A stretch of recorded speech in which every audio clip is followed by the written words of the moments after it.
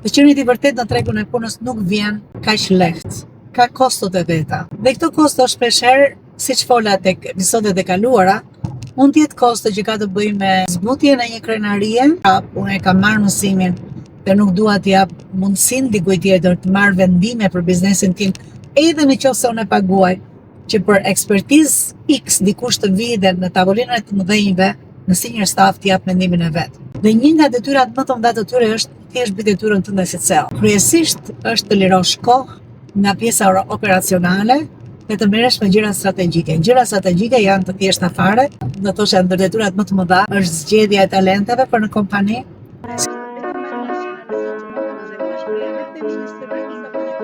Po dëgjoni podcastin Miqësisht e Lida. Përshëndetje miq. Sërish Lida nga makina. Jam në një rrugë të gjatë dhe dua të ndaj një ide tjetër për sa ka të bëjë me vërtetësinë. Dhe vërtetësia në tregun e punës si një vlerë. Vërtetësia mund të marrë dhe emrin integritet, mund të marrë dhe emër tjetër, ju e vendosni vetë çfarë, por unë do të thoshja, të qenit i vërtet në tregun e punës nuk vjen kaq lehtë.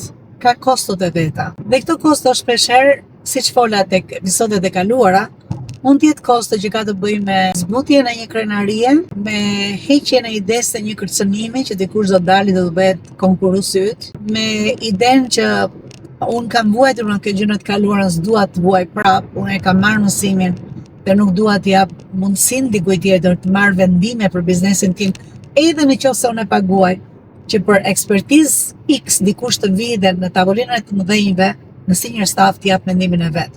Ajo që doja të kapesha sot dhe doja të kapesha tamam me tendencë është një pyetje që unë i bëj shpeshherë CEO-ve për t'u dhënë idenë që të pasurit, të rrethuarit me njerëz të vërtet, që janë profesionistë shumë të mirë, po dhe njerëz të vërtet, është në interes të CEO-s, në interes të kompanisë, në interes të çdo individi që punon në kompani, në interes të çdo klienti që punon aty jashtë, sepse çdo që përkthehet në çmim, çdo që përkthehet në shitje të një produkti apo të një shërbimi apo të dyjave bashkë. Le të futem në temë. Një nga gjërat që unë diskutoj shumë me CEO-t është pjesa e kohës së tyre. Fenomeni që ndodh shpeshherë është ajo që unë e quaj kur vetë CEO lejon veten që të marrë një dras pas koke. Dhe kjo drasa pas koke shpeshherë për CEO-n është kur ai apo ajo duhet vendosin që kompaninë do ta bashkë drejtojmë. Dhe siç fola në episodet e tjera, kjo nuk është kaq e kollajt sepse zakonisht CEO-t janë njerëz shumë suksesshëm, kanë një qasje shumë të mirë sa i takon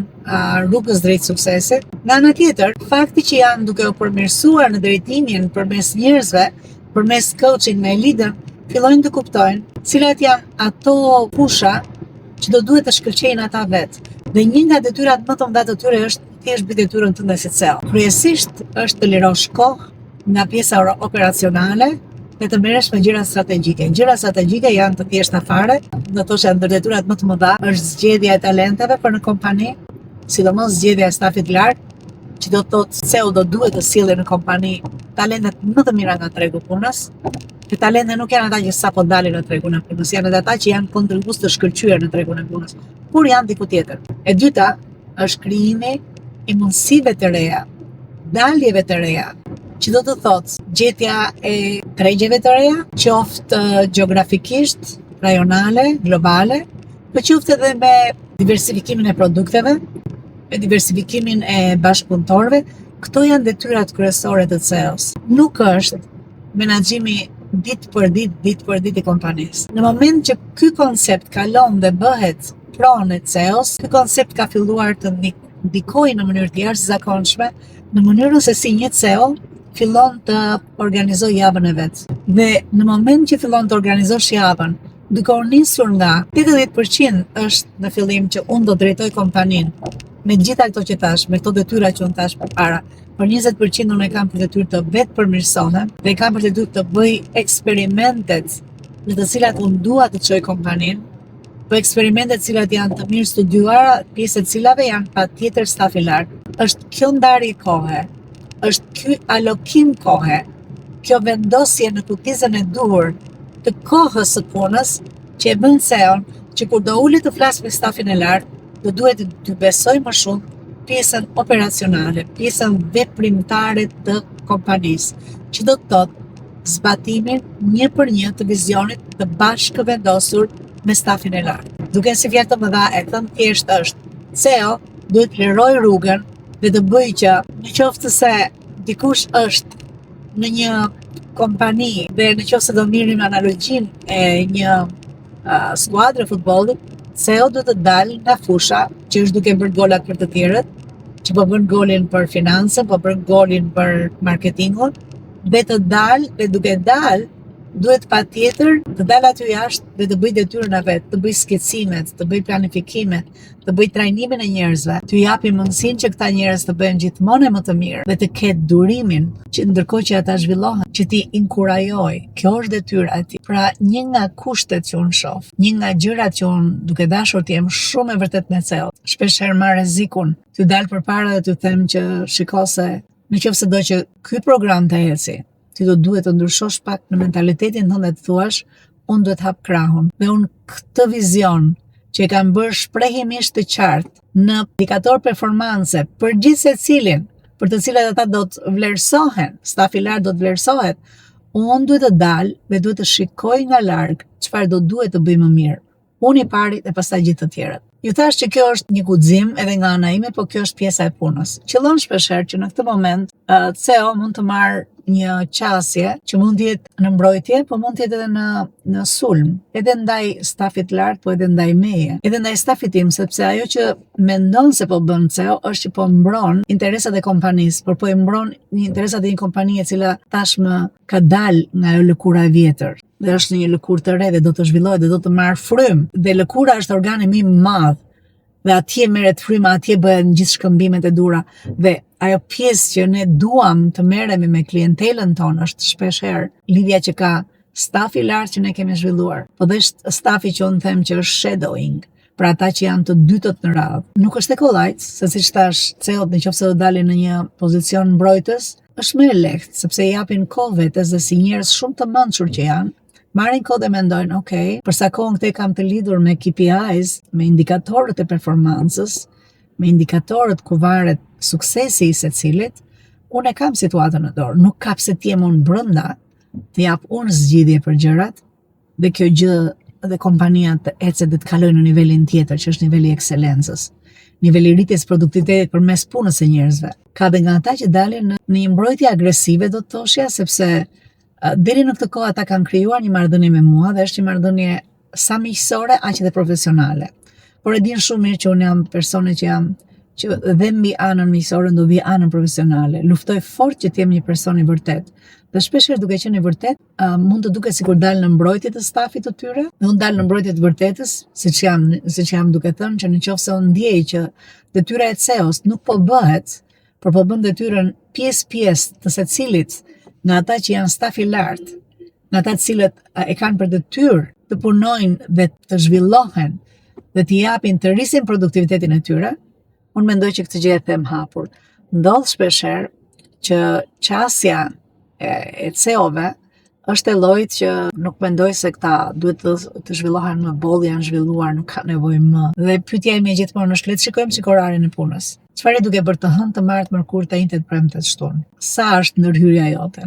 Cili është takimi yt me stafin e lartë, me ata që unë e quaj të mëdhenjt në kompani, pavarësisht moshës së tyre, ata të cilët marrin vendime bashkë me ty. Nëse koha jote është futur dhe në ditët e tyre të punës, diçka nuk është mirë me ty, i dashur apo e dashur CEO. Dhe nëse kjo mund t'ingëlloj ashpër, le ta përcaktojmë çik orën tënde të punës. Le të themi që nëse do të mirë dikë në punë dhe e ke marrë ti të jetë CEO jot, dhe ti e di orën tënde, vlerën e orës tënde të punës, a do të jetë e mundur që këtë orë punë ti je duke bërë detyrën e dikujt që vlera e tij e punës është shumë e ulët? Pra nëse ti je duke bërë detyrën e shefit të financës, dhe ti do të futesh të shikosh si ka dalë balanca, si ka dalë kompania, dhe nëse nuk të pëlqen, ti do futesh të kërkosh ku është gabimi, dhe të kërkosh gabim, dhe ti je duke bërë detyrën e dikujt i cili në atë kohë duhet të bënte këtë detyrë prapë. Ai ose the shadow person. Ai tjetër që ti po përgatit për shef finance. Pra, nëse ta vëmë në vlerë leku, ti që je marrë në punë nga kompania si CEO, po bën detyrën e një asistenti. Dhe ne nuk e kemi mundësi në kompani, themon, që ne të paguajmë një asistent sa një CEO. Kjo është gjuha që shpeshherë CEO e bën të kuptoj që një sekondë se jemi të gjithë në një front këtu. Dhe ky front është ta bëjmë jetën në punë më të mirë, të rrisim produktivitetin përmes njerëzve dhe t'i qëndrojmë synimeve që kemi vënë që në fillim bashkë. Okej, miq. Uroj ta kem sqaruar mirë këtë sepse është një nga gjërat që unë besoj që është pak e vështirë kur unë e kaloj tek të tjerët, jo se është e vështirë, po unë në komunikimin tim ndofta e ndërlikoj pak, po e them thjesht është që mba kapelen për cilën ke pozicionin. Dhe kjo kapele ka një farë vlere të saktuar.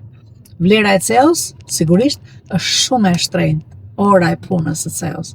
Dhe nëse CEO ulet dhe bën detyrën e atij që hapë mbyll derën, mendoni sa humbje të mëdha ka kompania.